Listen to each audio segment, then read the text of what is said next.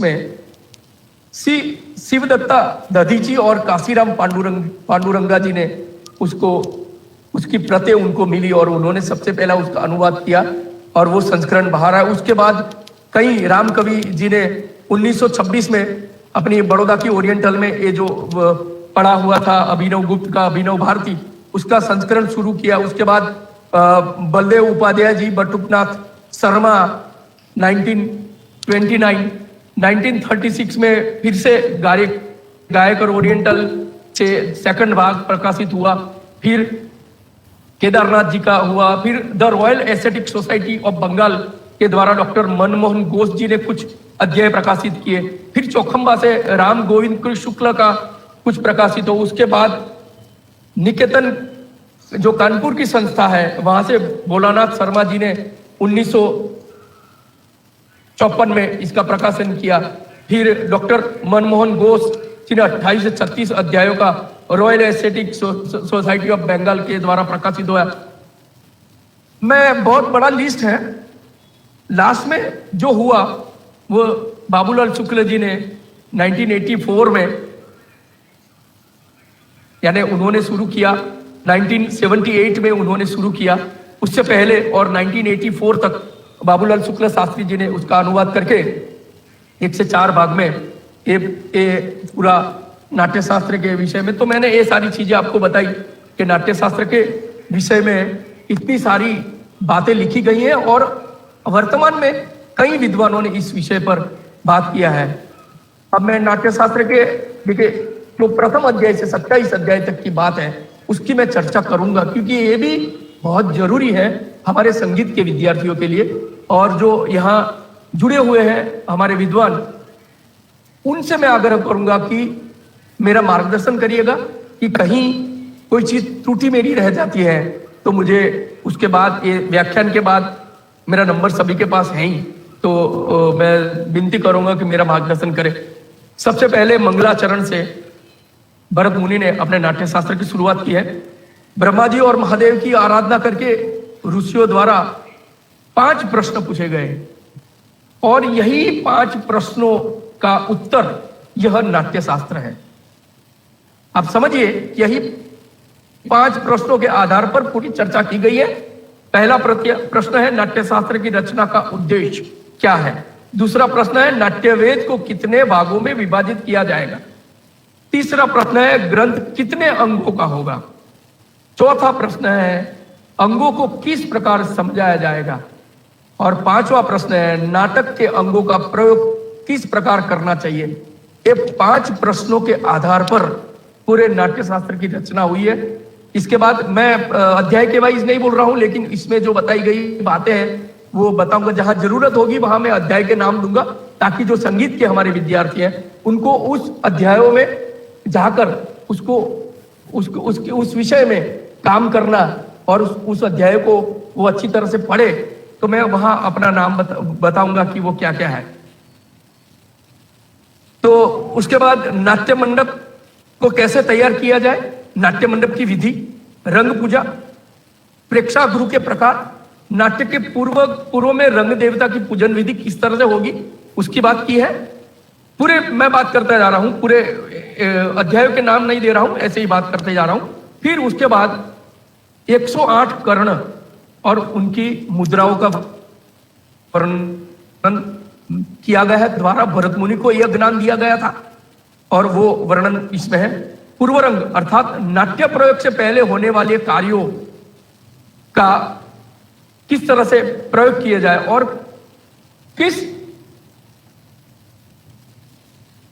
चीजों को न किया जाए उसका वर्णन उसमें किया गया है। यानी पूरा रंग प्रवेश, प्रेक्षागृह कैसा होना चाहिए उस विषय में यहां बात की गई है। अब मैं सीधे अध्याय 6 की बात करता हूं, उसमें रसोत्पत्ति के विषय में चर्चा की गई है।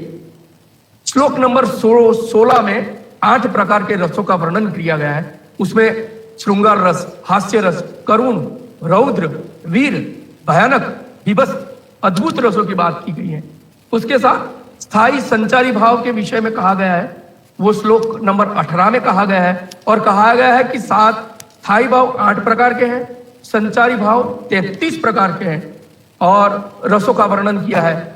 और उसके कलर्स, उसके रंग, जो रसों के रंग हैं वो भी बताए गए हैं। मैं आज यहाँ, मैं तबले का स्टूडेंट हूँ, मैं तबले का विद्यार्थी हूँ, तबले का प्राध्यापक हूँ, तो मैं आज यहाँ आपके सामने एक दो बंदिशें रसों में प्रस्तुत करता हूँ।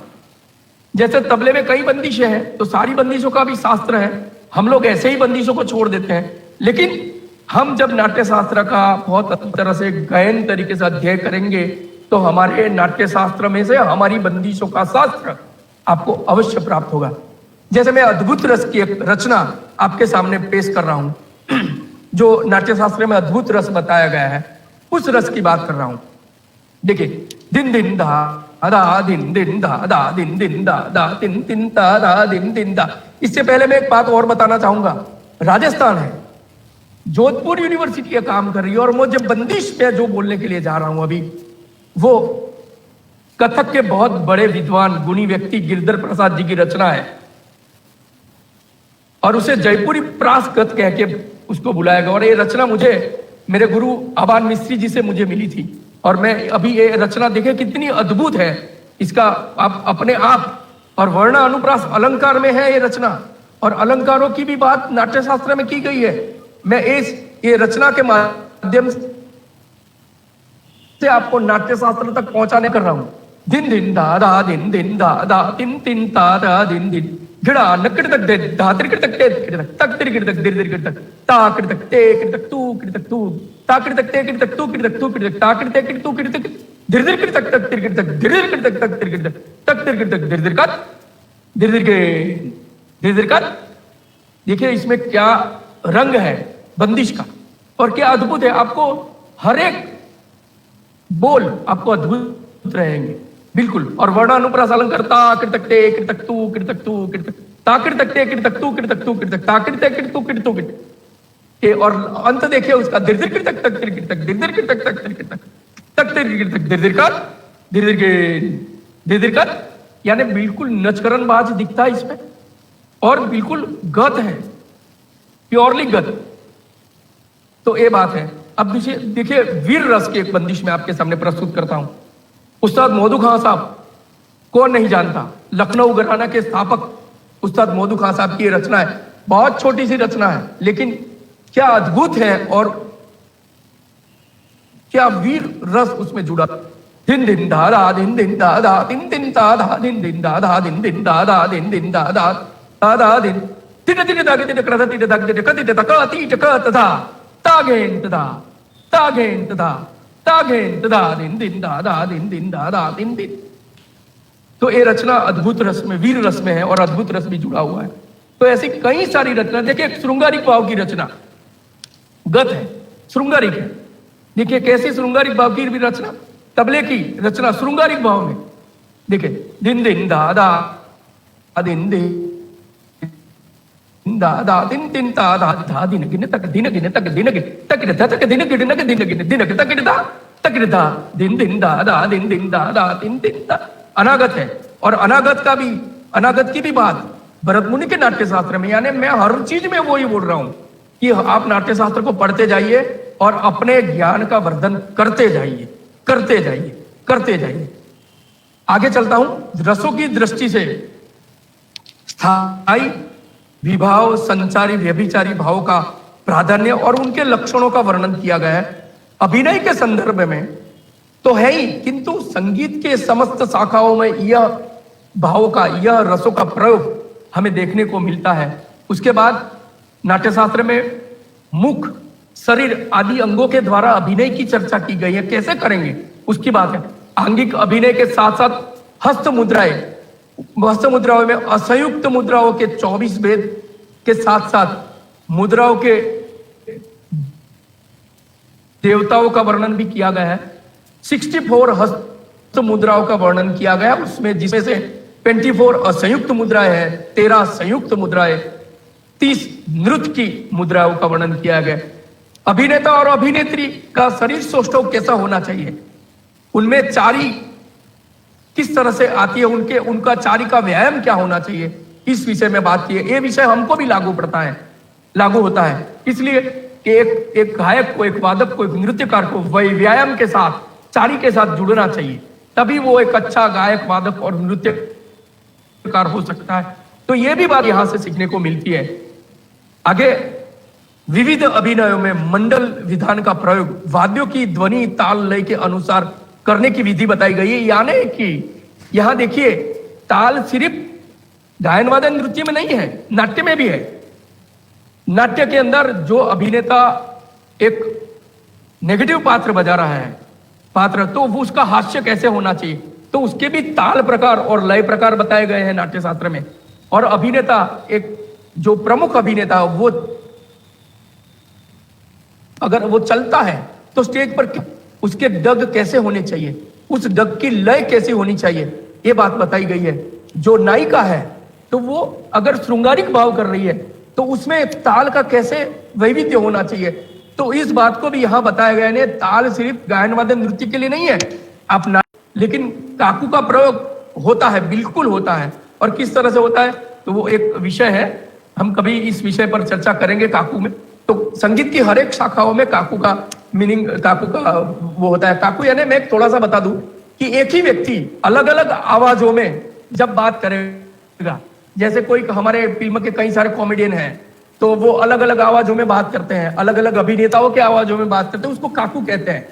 यही काकू हमारे में स्वर लय के माध्यम से आते हैं। हम एक बंदिश विलंबित लय में बजाते हैं, उसमें हम उसी में उसकी लयकारी करते हैं, तिगुन करते हैं, चौगुन करते हैं, आड़ करते हैं, तो यह काकू भेद है, वो हमारे में भी आता है। मैंने थोड़ा सा संक्षिप्त में इसको बताया, कभी मौका मिला तो इसकी चर्चा हम बहुत विस्तार से करेंगे।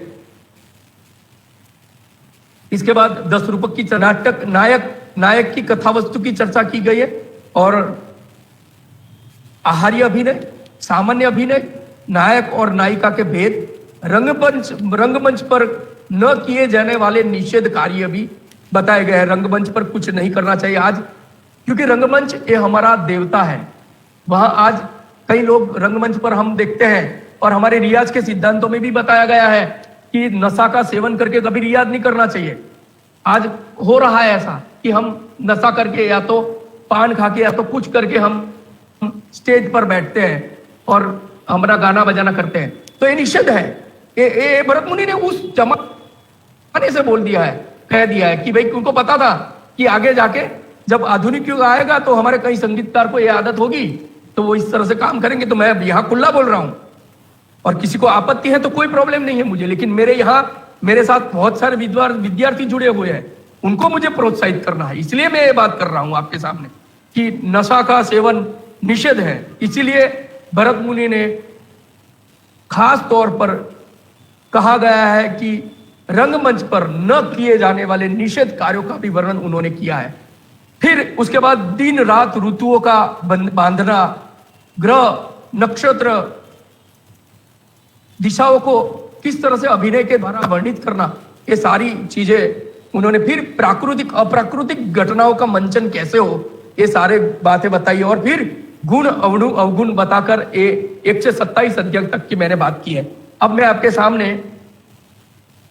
सामने अब 28 से लेकर 33 अध्याय तक की बात करूंगा, जो हमारे लिए बहुत ही महत्वपूर्ण है। समय हो चुका है, क्योंकि आधे 15 मिनट हमारी ऐसे ही गई है, लेकिन ये अब बहुत महत्वपूर्ण बात आ रही है, तो मैं इसको कंटिन्यू कर रहा हूं। सही है? ठीक है गौरव जी? गौरव जी ठीक है? मैं चलूं आगे जी? तो आप देख रहे हैं कि मैंने यहां लिखा हुआ है कि आतोद विज्ञान अध्याय, तो इस अध्याय 28वें अध्याय से हमारी संगीत की बात शुरू होती है। इसमें वाद्यों के प्रकार, यानी वाद्यों को उन्होंने आतोद्य कहा है। यानी वाद्यों के प्रकार हम जानते हैं कि तत्, घन, सुशील, अवनत, ये वाद्यों की श्रेणी है। वाद्यों की श्रेणी की बात की है, ध्वनि उत्पत्ति की बात है। 4 प्रकार के वाद्यों के विषय में विस्तार से यहां वर्णन किया गया है। स्वर, ग्राम, मूर्छना, वर्ण, अलंकार, धातु, श्रुति आदि के विषय में इस अध्याय में वह चर्चा की गई है। विद्यार्थी है उनके लिए ये बात कि आप नाट्य शास्त्र में जाइए और स्वर, ग्राम, मूर्छना, वर्ण, अलंकार, धातु, श्रुति आदि के विषय में यहां आप थोड़ा सा देखिए कि आपको पता चलेगा कि आज के जो शास्त्र हमारे यहां लिखे गए हैं उसका प्रतिनिधि शास्त्र कौन सा है। उसके पश्चात ताल विधान अध्याय, अब मैं उसके विषय में बात करूंगा।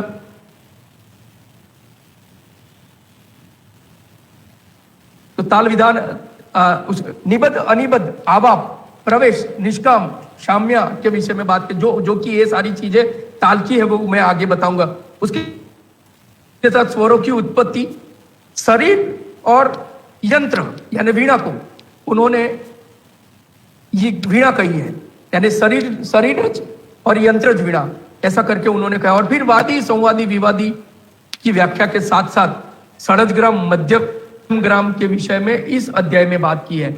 अब 29वें अध्याय में तत्ववाद्यों के विषय में उन्होंने बात की है। स्थायी अंतरा संचारी आरोही अवरोही का वर्णन किया है। इसके साथ साथ उन्होंने वृपंची और चित्रा वीणा का वर्णन भी इस अध्याय में किया है। षडज और मध्यम ग्राम में उत्पन्न होने वाले रसों का वर्णन फिर से यहाँ किया गया है। उसके बाद सुशील अध्याय, उसमें जो सुशील अध्याय के लक्षण वर्णों के साथ साथ बंसी यानी बांसुरी के स्वरों को बताया गया है। श्रुतियों के परिवर्तन के अनुसार उंगलियों का भी संचालन निर्धारित किया उन्होंने। वेणुवाद्य के लक्षण बताए गए हैं, ये है। अब मैं अगत्य जो बहुत ही मेरा करीब का विषय है, ताल विधान अध्याय, उसमें काल प्रमाण लय मार्ग चित्र वार्तिक और दक्षिण यानी चित्र 2 वार्तिक 4 और दक्षिण 8 मात्राओं के अंतर्गत बताए। ताल के वेद के अंतर्गत चाचपुट चतुस्र जाति का, चाचपुट त्रयस्र जाति का और चतुष्पुट चतुस्र जाति का बताया। और इन दोनों के मिश्रण से सठ पिता पुत्रक नाम का ताल और उसको पंचपाणी ताल भी कहा गया है। उसके बाद सम्यक वेष्टक और उद्धतट ताल की भी बात की गई है। सशब्द और निशब्द क्रियाओं के विषय में बताया गया है। सशब्द क्रिया सम्या ताल ध्रुव सन्निपात और निशब्द क्रिया जिसको हम खाली कहते हैं उसके आवाप निष्काम विक्षेप प्रवेश, इसी बात की है। अब चाटपुट ताल मैं आपको स्क्रीन पर दिख नहीं रहा हूं, इसलिए मैं नहीं तो मैं इस तालों का आपको ताली के साथ पूरा प्रैक्टिकली आपको मैं दिखाता, लेकिन फिर भी मैं बोल के आपको बता देता हूं अभी कि चाटपुट ताल है तो उसका जो वर्णन है तो वो है गुरु गुरु लघु प्लुत यानी 8 मात्रा, यानी ताल गुरु की 2 मात्रा, फिर गुरु की 2 मात्रा, फिर लघु की 1 मात्रा और प्लुत की। तो वो जाएगा, मैं ताली यहां दे रहा हूं आपको पता चलेगा, क्योंकि ये सारी जो क्रियाएं हैं वो सशब्द क्रिया में आती हैं। यानी जो गुरु है उसमें चाचपुट ताल में गुरु में सन्निपात क्रिया करने को बोली, और सन्निपात दोनों हाथों को एक साथ रखकर जो ताली बजाई जाती है उसको सन्निपात कहते हैं। यानी ये जो ताली हुई वो सन्निपात है।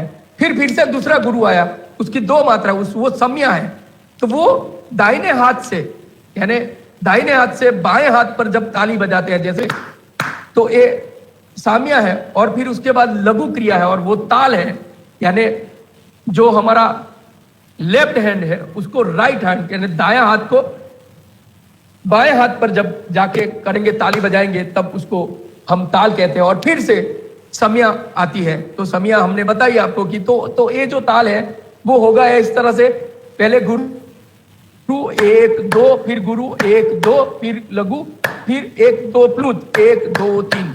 तो ये सारे ताल में आपको अगर मुझे दिखते आप तो मैं आपको पूरा दिखाता कि किस तरह से बोले जाते हैं और किस तरह से होगा। उसी तरह से चाचपुट उसका जो अंग है तो वो है गुरु गुरु लघु गुरु, तो 6 मात्रा का एक होता है। फिर सठ पिता पुत्रक उसमें प्लुत 5 बार गुरु और फिर प्लुत, यानी इसमें भी आप 12 मात्रे का होता है। संपेक वेष्टक में सठ पिता पुत्रक में पहले फिर लघु, फिर गुरु गुरु लघु और प्लुत, यानी 3 1 2 2 1 3, इस तरह से 12 का होता है। फिर संपक वेष्टक में प्लुत पहले, फिर 5 बार गुरु और उसके बाद प्लुत, यानी 16 मात्रा प्लुत 3 2 2 2 2 2 और 3 16 मात्रा। उद्धतट में गुरु गुरु गुरु यानी 6 मात्रा 2 2 2। तो इस तरह से पूरी बात बताई गई है। अभी मैं एक्चुअली क्रिया करके आपको पूरी सशब्द और निशब्द क्रिया दोनों दिखाने वाला था, लेकिन मैं अभी जो मैं विजुअल नहीं हूं, मैं आपको दिख नहीं सकता हूं, इसलिए उसको मैं छोड़ देता हूं।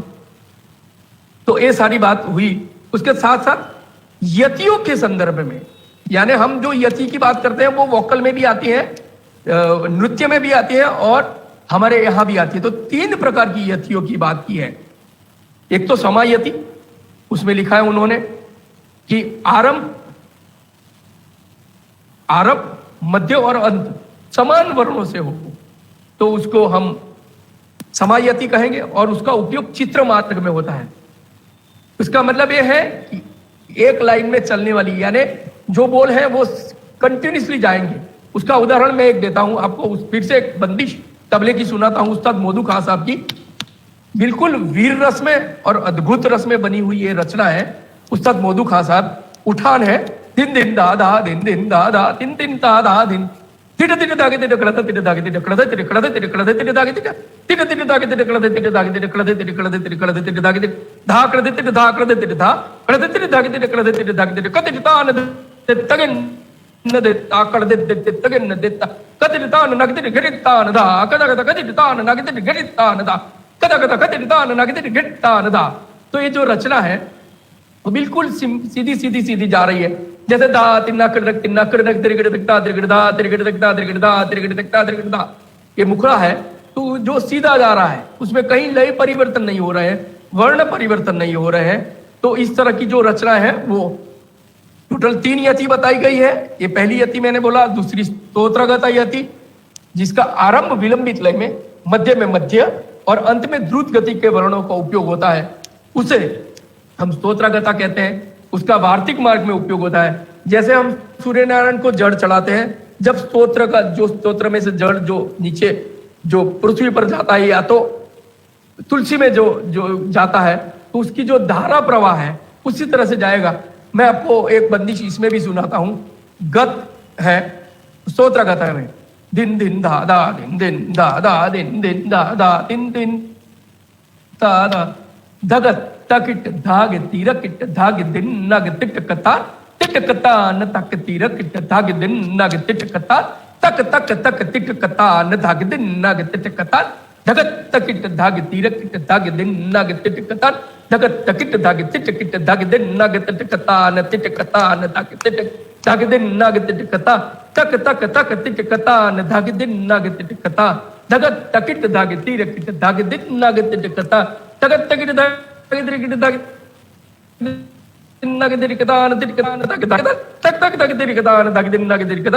तकिट धाग तो ये स्तोत्रगता यति में 3 लयों में जाती हुई रचना है। उसके बाद गौ कुचा यति की किया है। जैसे गाय की पूछ, तो पहले शुरुआत ध्रुत, आरंभ ध्रुत में, मध्य में मध्य और गौ कुचा यति कहते हैं। नृत्य वाले कई हमारे जो विद्वान हैं वो अलग कहते हैं, गौपुच्छा को स्तोत्रगता कहते हैं और स्तोत्रगता को गौपुच्छा कहते हैं। ऐसे भी कहीं सुनने को मिलता है। कोई नहीं, अपना अपना सबका हिसाब होता है। मैं उन सारे गुरुओं को प्रणाम करता हूं, लेकिन जो नाट्य शास्त्र में बताया गया है वो यह है, वो जो मैं आपके सामने प्रस्तुत कर रहा हूं। जैसे तिटकता गदि गन धा तिटकता गदि गन धा तिटकता गदि गन धा। तो पहले द्रुत में गया, फिर चतुस्वर में 2-2 आया, फिर सिंगल गया। तो इस तरह से ए हुआ। फिर उसके साथ पानी की बात की है, सम पानी, अवपानी, ऊपरी पानी। तो ये ताल अध्याय की बात हुई। फिर 32वां अध्याय ध्रुवा, और उसके विषय में गोविंद गुरु जी ने बहुत अच्छी तरह से बताया, मैं क्या बताऊं। लेकिन फिर भी उसमें गायक वादक, नृत्य, बंसी वादक के गुण दोषों का वर्णन किया गया है।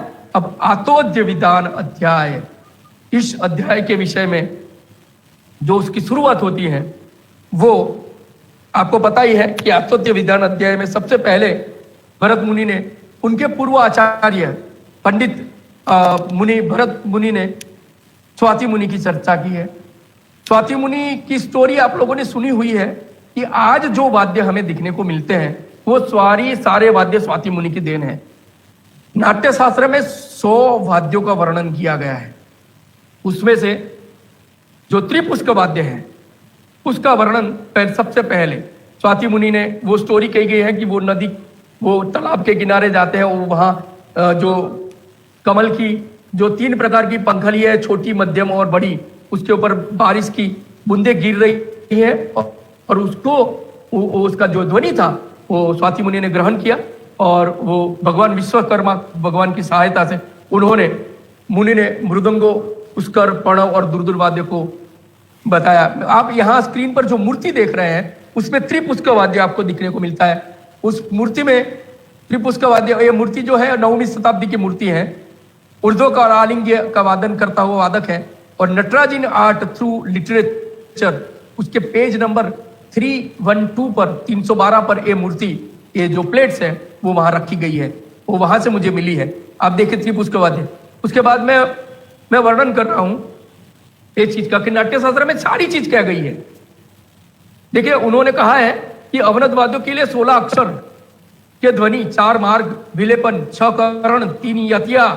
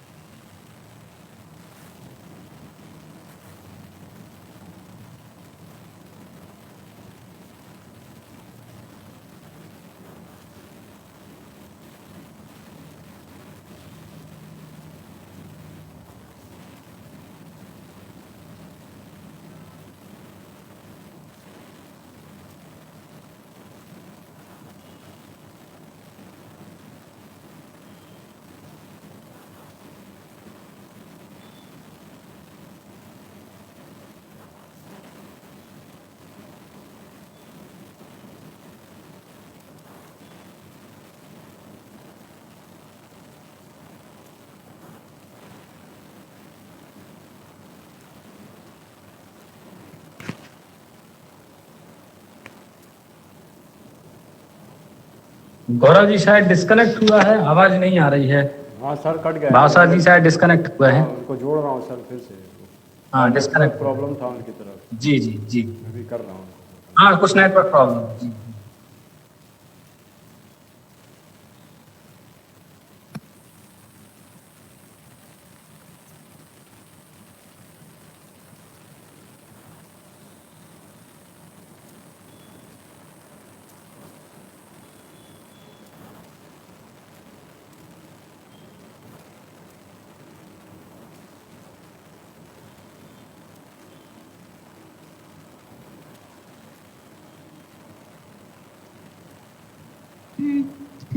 गौरव शुक्ला सर।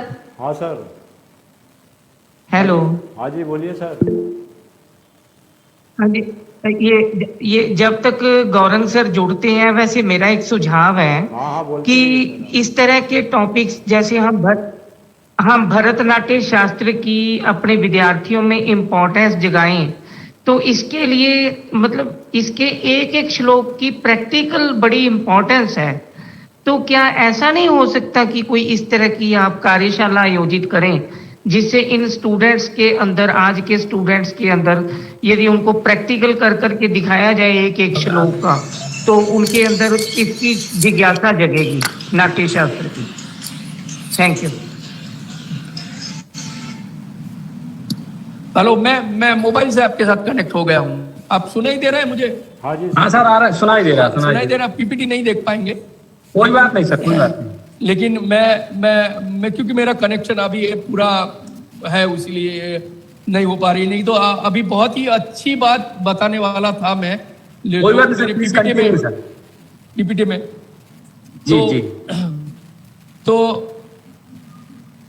वो सारी बातें यहाँ बताई गई हैं नाट्य शास्त्र में। और दूसरी बात, मुखलेपन की बात, उसके ऊपर मैं आता हूँ।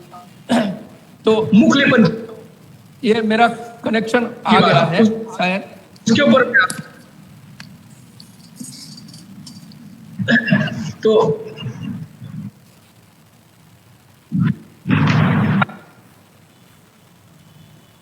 स्क्रीन 10 में कर देता हूँ।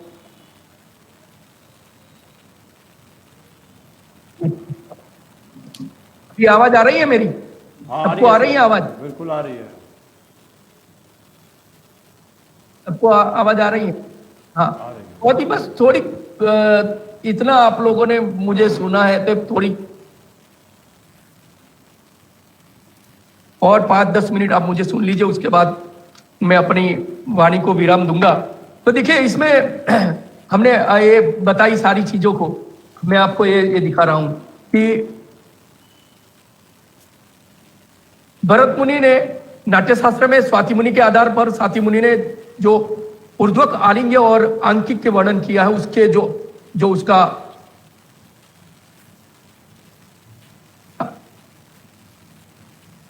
और हरितकी यानी हरितकी, युवाकृति और मायूरी, कर्म रवि, ये मार्जनाओं की बात है। आप बिल्कुल यहां सामने भी नीचे त्रिपुष्क वाद्य बजा रही हैं और ये 7वीं शताब्दी का शिल्प है, आलमपुर आंध्र प्रदेश स्वर्ग ब्रह्मा मंदिर। आप देखिए उसको। इसके साथ मैं और ये बात कर रहा हूं कि मार्जना उस वक्त 2 ही वाद्यों में होती थी, सिर्फ ऊर्ध्वक और आलिंग्य में।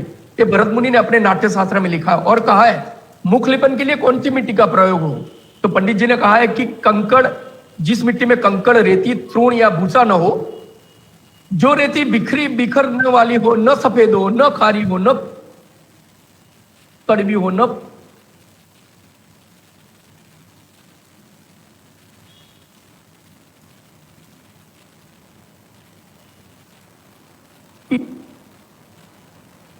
श्रेष्ठ उस वक्त के वाद्य थे, उसकी बात उन्होंने की।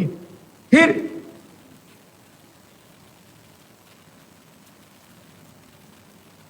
उन्होंने कहा कि कौन सी मिट्टी का प्रयोग मार्जना के लिए, मुख लेपन के लिए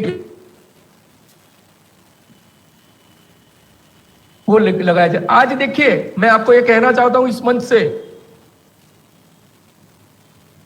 बनती है तो वो कहेंगे कि काली मिट्टी और लोह चूर्ण वाली, यानी काला पत्थर और लोह चूर्ण, वो दोनों को मिक्स करके स्याही बनती है। आप नदी किनारे की जो होता है, तो उस जमाने में भरत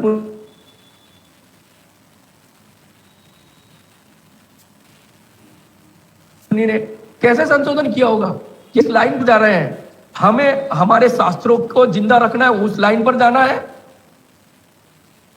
कि हमें जो भी कुछ पढ़ाया जाता है या तो जो भी कुछ दिखाया जाता है सोच सकते हैं कि नहीं, हमारे जो शास्त्र उसका अध्ययन कर सकते हैं कि नहीं, वो बहुत महत्वपूर्ण।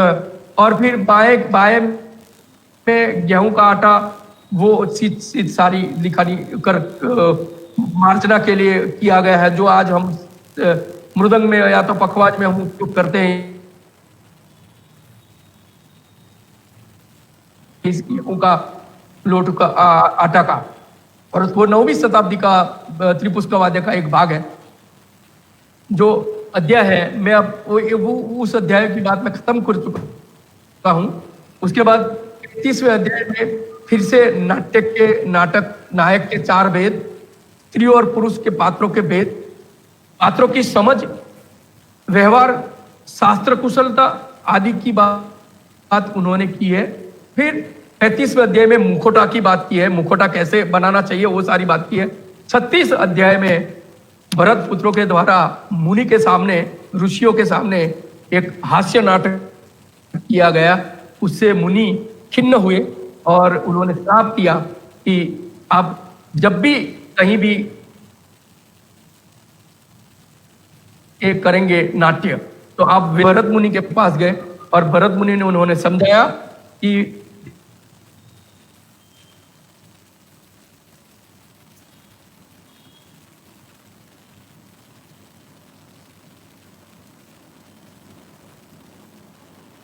शक्ति है, आप चिंता मत करिए, जो श्राप है वो भी लोग पर उसका प्रचार प्रसार करिए। बस यही पूरी बात, पूरे नाट्य शास्त्र का संक्षिप्त वर्णन मैंने यहां आपके सामने रखा है। मैं फिर से और खास करके डॉक्टर गौरव शुक्ला जी का और जो सारे गुरु जी यहाँ उपस्थित हैं, उन सारे लोगों का मैं बहुत आभारी हूं कि मुझे यहाँ आपने सुना। अब से आपके सामने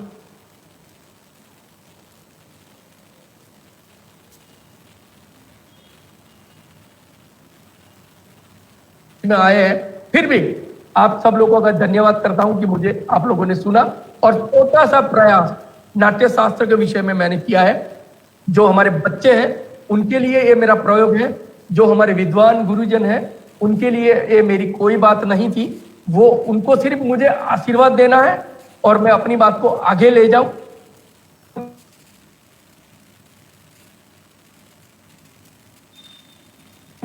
और बहुत पढ़ूं और सीखूं कि हमारे आदि ग्रंथ, हमारे भरतनाट्य शास्त्र को किताब के माफिक सिर पर लेके घूमे और उसका अध्ययन करें।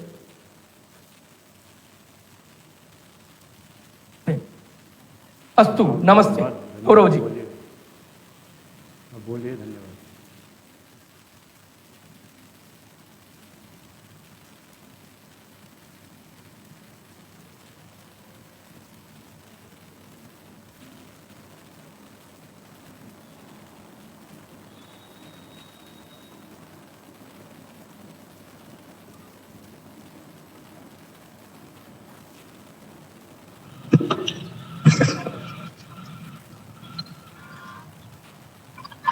Thank you so much Gaurav sir.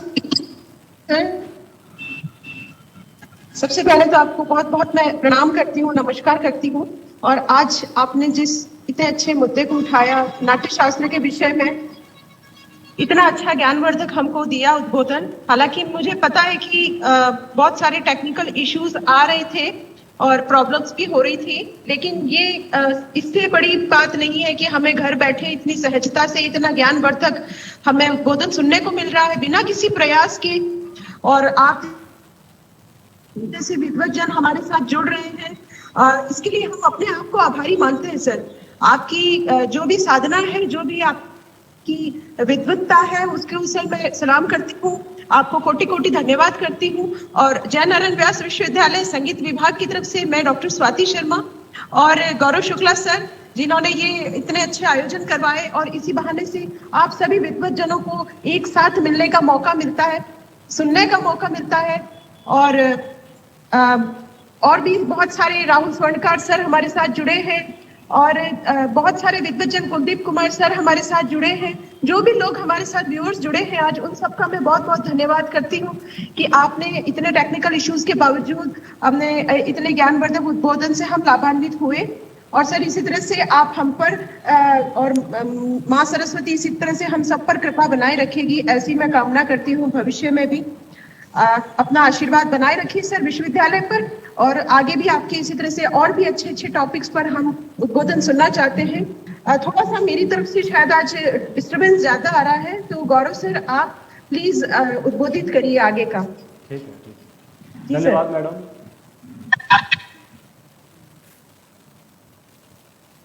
सबसे पहले मैं प्रोफेसर गौरांग घोषाल जी का ढेर सारा धन्यवाद देना चाहता हूँ, क्योंकि सर ने इतने विनम्रता से मेरा अनुरोध स्वीकार किया था।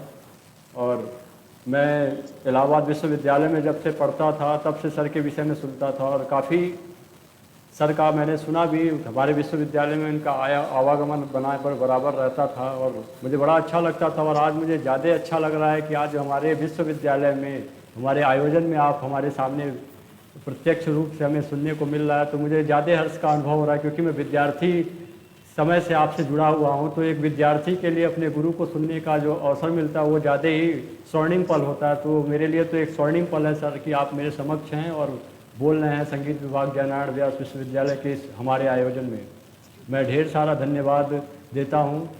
डॉक्टर स्वाति शर्मा को भी धन्यवाद देता हूँ, क्योंकि उन्होंने इन सारे कार्यक्रमों का जो समायोजन होता है वो करती हैं सारे, क्योंकि हमारे यहाँ स्टाफ की थोड़ी कमी है और इसमें काफ़ी एक्टिव हैं ये, इन सब जितने भी हमारे यहाँ एक्टिविटी होती हैं।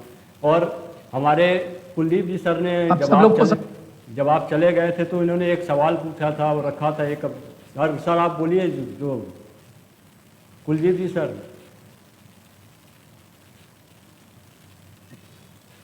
इन्होंने सर बोला था कि नाट्यशास्त्र का एक वर्कशॉप होना चाहिए, जिसमें कि जिस तरह से आप व्याख्यान दे रहे हैं इस टाइप से कोई वर्कशॉप का आयोजन किया जाए, जिससे बच्चों को बढ़िया ज्ञान मिले और काफ़ी चीज़ों का। क्योंकि नाट्यशास्त्र कह सकते हैं कि संगीत का, अगर संगीत के पुस्तकों की बात की जाए तो उसमें सबसे पहले पुस्तक के रूप में आता है, जिसमें 6 अध्याय के रूप में एक संग्रह था, उसके बाद ब्रहदेशी का उल्लेख हुआ, लेकिन एक साक्ष्य। हेलो जी सर, हाँ सर बोलिए।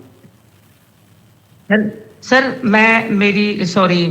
मेरी ये रिक्वेस्ट थी कि इस तरह का जैसे एक एक श्लोक की प्रैक्टिकल वैल्यू है, प्रैक्टिकल इंपॉर्टेंस है, तो आज के विद्यार्थी नाट्य शास्त्र से जुड़े, नाट्य शास्त्र उनको एक इंटरेस्टिंग चीज लगे और उनमें एक जानने की इच्छा रहे। तो इस तरह का मैं चाहता हूं कि आप प्रैक्टिकली कोई कार्यशाला वर्कशॉप का आयोजन करें, ताकि एक एक श्लोक के भरत जी ने क्या कहा उसकी प्रैक्टिकल इंपॉर्टेंस पता चल सके विद्यार्थियों को। Thank you sir. बिल्कुल सर, ये जय नारायण व्यास सर विश्वविद्यालय के बहुत बड़ी जिम्मेदारी दे रहे हैं, लेकिन मैं तो बहुत छोटा सा विद्यार्थी हूँ।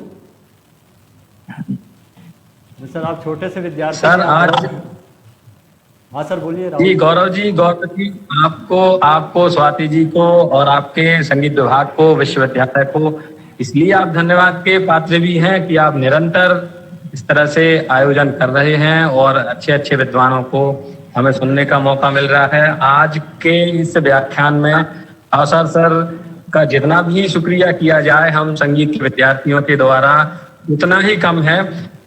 जैसा सर ने कहा कि नाट्य शास्त्र में जो है उसके अलावा पूरी दुनिया में कला क्षेत्र से जुड़ा हुआ कुछ भी नहीं है, मतलब जो हमारे चारों तरफ है वो सब नाट्य शास्त्र में है।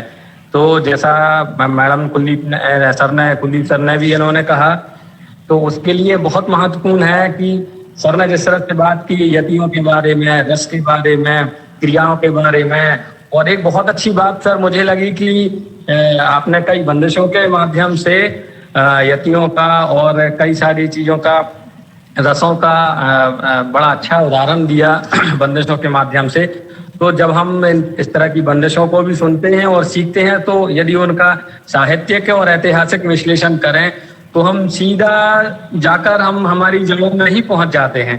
तो यदि हम इन सारी चीजों का वर्तमान परिप्रेक्ष्य में भी यदि इनका हम ज्ञानार्जन कर रहे हैं, तो उसको समझने के लिए जब हम किसी शास्त्र का अध्ययन करते हैं तो वो धीरे धीरे जाकर कहीं ना कहीं नाट्य शास्त्र में ही जाके समाहित हो जाता है। तो सर क्यों ना हम नाट्य शास्त्र का ही एक विधिवत अध्ययन हम सभी करें, ये हमारी जिम्मेदारी भी है कि प्रायोगिक के साथ साथ सैद्धांतिक चीजों को समझने के लिए एक एक श्लोक में कितनी गहरी बात सर ने आज बताई है, उन सबको समझने के लिए हमें ऐसे व्याख्यानों की बहुत बहुत आवश्यकता है। तो मैं भावसार सर का बहुत बहुत धन्यवाद करता हूं आज की आपने इतनी अच्छी रचनात्मक रोचक जानकारी आपने नाट्य शास्त्र के माध्यम से हम सभी के समक्ष रखी। और गौरव जी आपका बहुत शुक्रिया, आप निरंतर इस तरह से आयोजन करते रहें। हम सभी की बहुत बहुत शुभकामनाएं आपको। धन्यवाद सर।